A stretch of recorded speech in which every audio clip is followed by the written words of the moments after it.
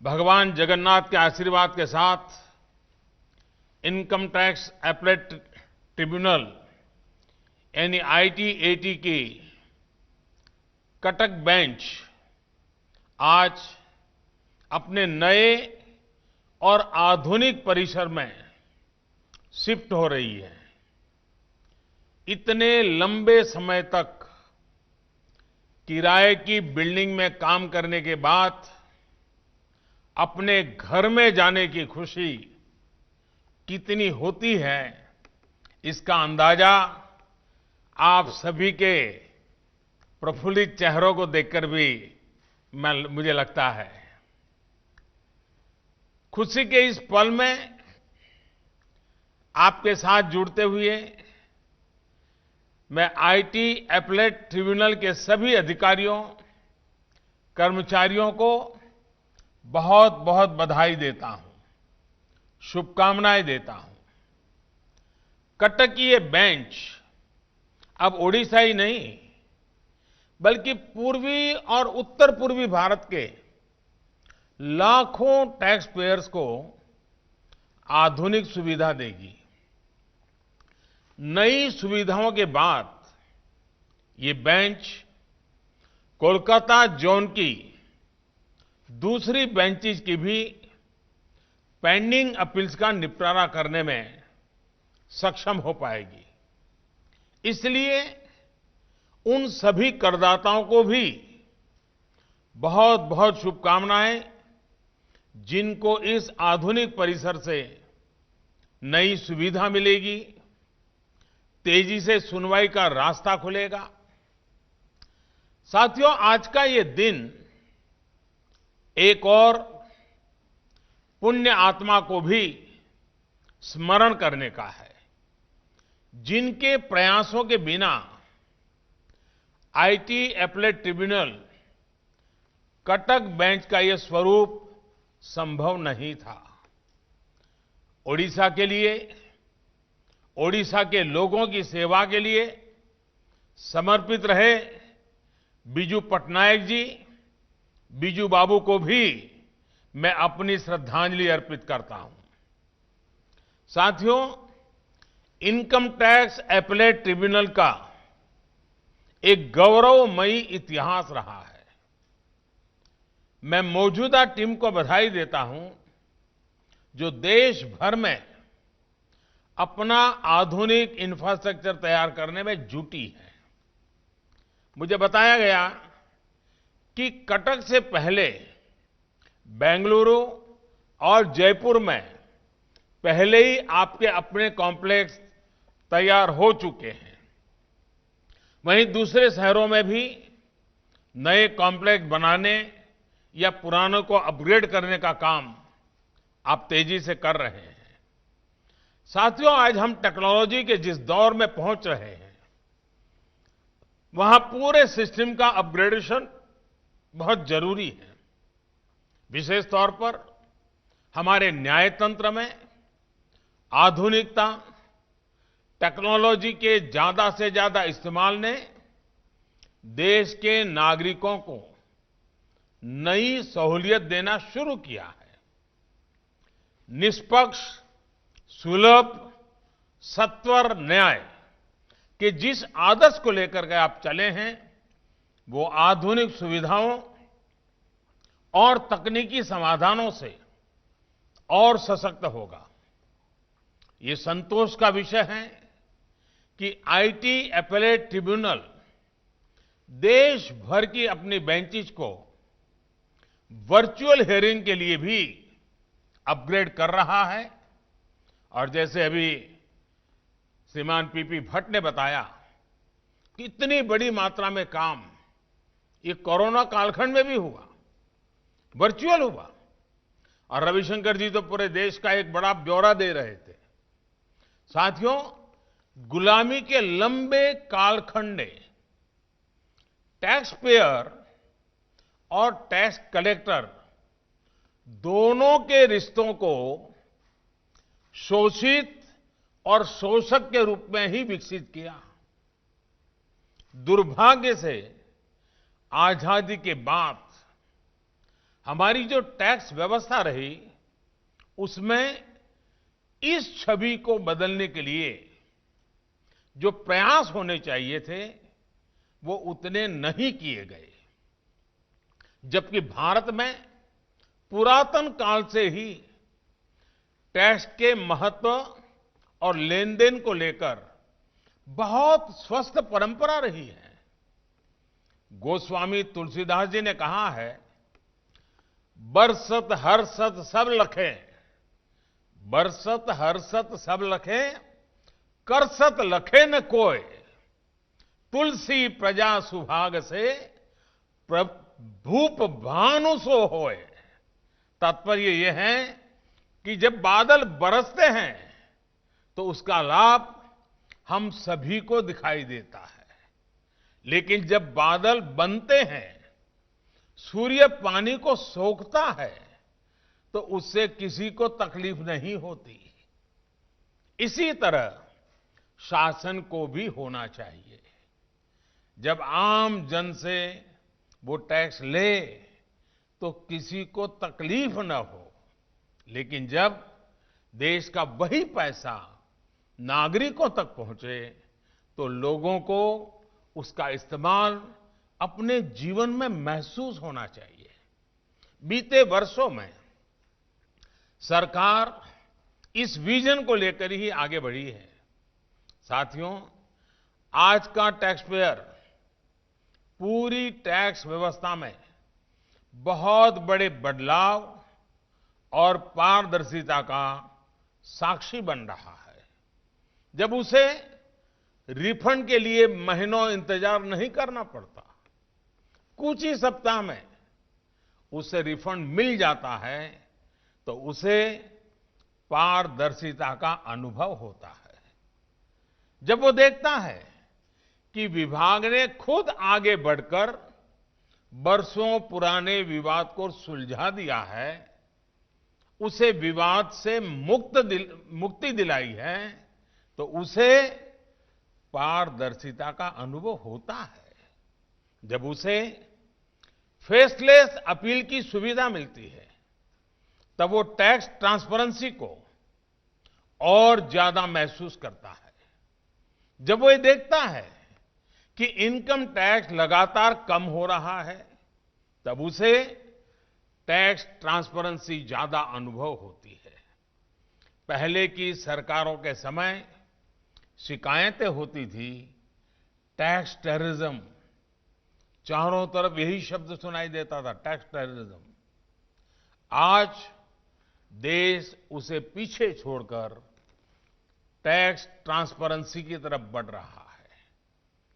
Tax terrorism से tax transparency का ये बदलाव इसलिए आया है क्योंकि हम रिफॉर्म, परफॉर्म और ट्रांसफॉर्म के अप्रोच के साथ आगे बढ़ रहे हैं।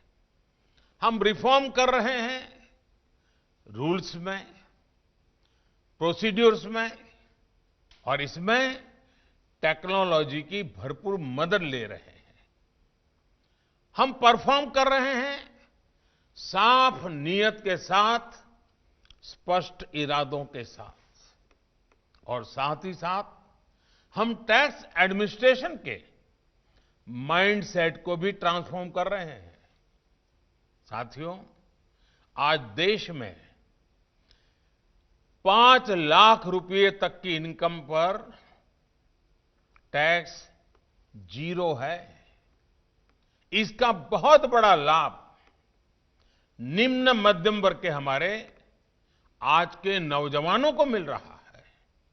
इस वर्ष बजट में इनकम टैक्स का जो नया विकल्प दिया गया है, वो और भी सरल है और टैक्स पेयर को अनावश्यक तनाव और खर्च से बचाता है। इसी तरह विकास की गति तेज करने के लिए भारत को और ज्यादा इन्वेस्टमेंट फ्रेंडली बनाने के लिए कॉरपोरेट टैक्स में ऐतिहासिक कटौती की गई। देश में ही लाखों युवाओं को रोजगार देने वाली मौजूदा कंपनियों के लिए कॉरपोरेट टैक्स घटाया गया है। देश मैन्युफैक्चरिंग में आत्मनिर्भर बने, इसके लिए नई घरेलू मैन्युफैक्चरिंग कंपनियों के लिए टैक्स रेट 15% किया गया है। भारत के इक्विटी मार्केट में निवेश बढ़ाने के लिए डिविडेंड डिस्ट्रीब्यूशन टैक्स को भी खत्म किया गया है। जीएसटी से भी दर्जनों टैक्स का जो जाल था वो कम हुआ है और ज्यादातर सामान और सेवाएं, उन सेवाओं में टैक्स की दर भी बहुत कम हुई है। साथियों, आज से 5-6 साल पहले ऐसी स्थिति थी कि अगर इनकम टैक्स कमिश्नर करदाताओं को अगर 3 लाख रुपए तक की रिलीफ देते थे तो उसे आईटी-एटी में चैलेंज किया जाता था। इस लिमिट को हमारी सरकार ने 3 लाख से बढ़ाकर अब 50 लाख रुपए कर दिया है। इसी तरह सुप्रीम कोर्ट में वही केस जाते हैं जहां कम से कम 2 करोड़ रुपए का टैक्स अपील का विषय हो। इन प्रयासों से ईज ऑफ डूइंग बिजनेस तो बढ़ा ही है, अनेक संस्थाओं पर विवादित केसों का बोझ भी कम हुआ है। साथियों, टैक्स में कमी और प्रक्रिया में सरलता के साथ साथ जो सबसे बड़े सुधार किए गए हैं वो ईमानदार टैक्स पेयर की गरिमा से जुड़े हैं, उनको परेशानी से बचाने से जुड़े हैं। आज भारत दुनिया के उन चुनिंदा देशों में है जहां टैक्स पेयर के अधिकारों और कर्तव्यों दोनों को कोडिफाई किया गया है, उनको कानूनी मान्यता दी गई है। टैक्स पेयर और टैक्स कलेक्टर करने वाले के बीच विश्वास बहाली के लिए, पारदर्शिता के लिए ये बहुत बड़ा कदम रहा है। जो व्यक्ति अपना श्रम, अपना पसीना देश के विकास में लगा रहा है, अनेक देशवासियों को रोजगार दे रहा है, वो हमेशा सम्मान का अधिकारी है। और मैंने 15 अगस्त को लाल किले से भी बड़े आग्रह और सम्मान के साथ इस बात का जिक्र किया था।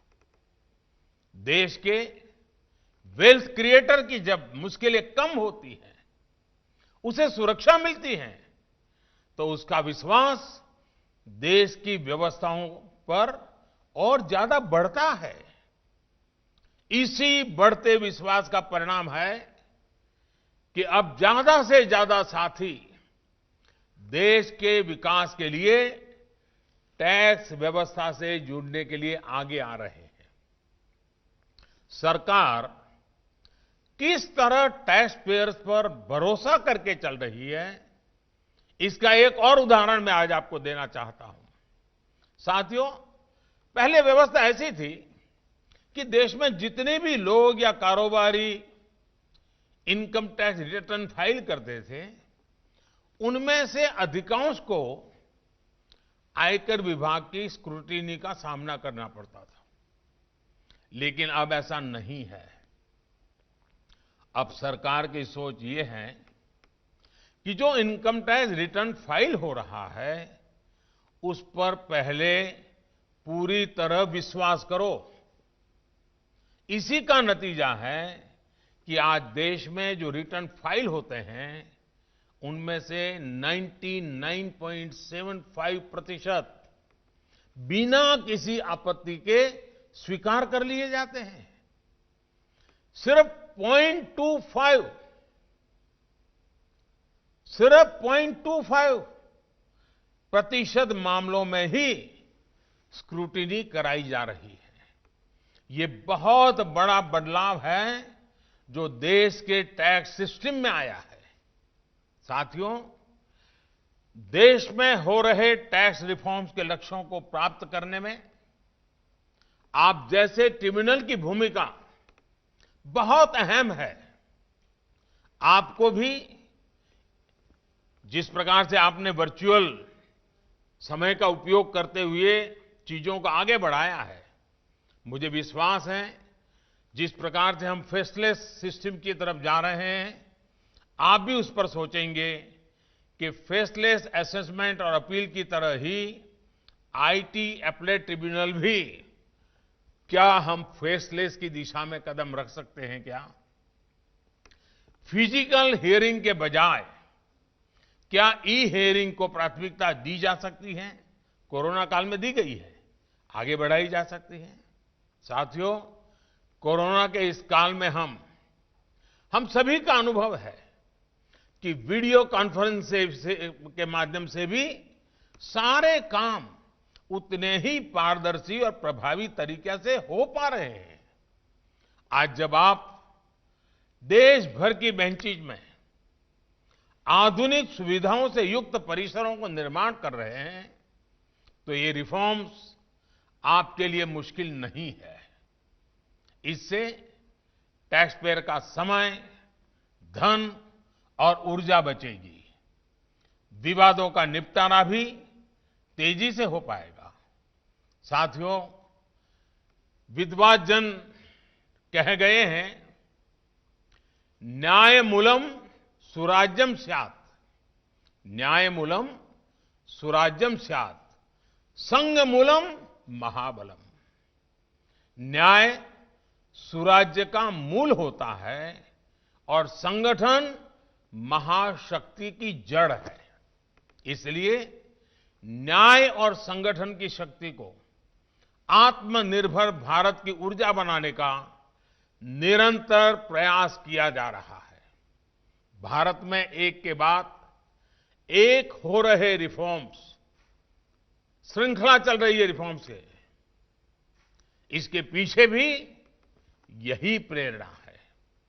मुझे पूरा विश्वास है कि हम सभी के संगठित प्रयासों से हमारे सभी प्रयास सफल होंगे।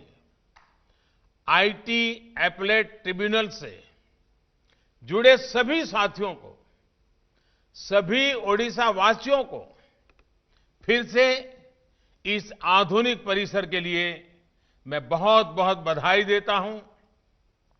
आप सभी को दीपावली सहित आने वाले सभी त्योहारों की मंगल कामनाएं। और एक बात जरूर मैं कहूंगा कि कोरोना के काल में हमें कोरोना को लाइट नहीं लेना है। ऐतराज बरतने की जो छोटी छोटी बातें हैं, मास्क पहनना, डिस्टेंस बनाए रखना, साबुन से हाथ धोना, मैं उड़ीसा वासियों से इस बात का जरूर आग्रह करूंगा। और उड़ीसा कला संस्कृति की एक बड़ी तपोभूमि है, तपस्या भूमि है। आज मंत्र गूंज रहा है, वोकल फॉर लोकल। हिंदुस्तान के हर कोने में, हिंदुस्तान हर कोने की चीज जिस पर मेरे देशवासियों का पसीना है, जिसमें मेरे देशवासियों के नौजवानों की टैलेंट है, हम उन्हीं चीजों का आग्रह रखें, लोकल खरीदने का आग्रह रखें। हिंदुस्तान की मिट्टी से, हिंदुस्तान के पसीने से तरबतर चीजों को खरीदने का आग्रह रखें। ये बात मैं भगवान जगन्नाथ जी की धरती से उड़ीसा को भी कहना चाहूंगा, देशवासियों को भी कहना चाहूंगा, vocal for local, local for Diwali. और सिर्फ दिवाली नहीं, हम तो चाहेंगे 365 दिन दिवाली मने और 365 दिन हम लोकल ही लेते चले। देखिए, देश की अर्थव्यवस्था तेज गति से बढ़ना शुरू हो जाएगा। हमारे मेहनतकश लोगों के पसीने में वो ताकत है कि देश को नई ऊंचाइयों पर ले जाएगा। और इसी विश्वास के साथ आज के शुभ अवसर पर मेरी तरफ से आप सबको अनेक अनेक शुभकामनाएं, मंगल कामनाएं। बहुत बहुत धन्यवाद।